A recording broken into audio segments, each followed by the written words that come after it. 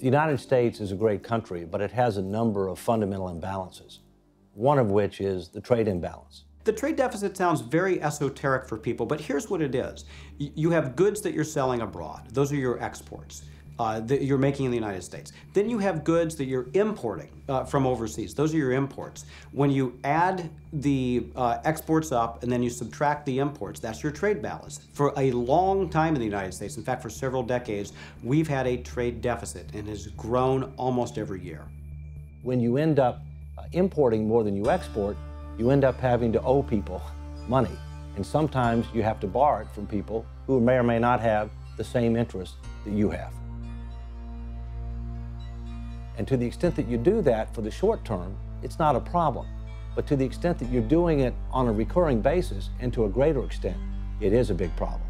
Ultimately, you need to produce more than you consume if you want the future to be better than the past.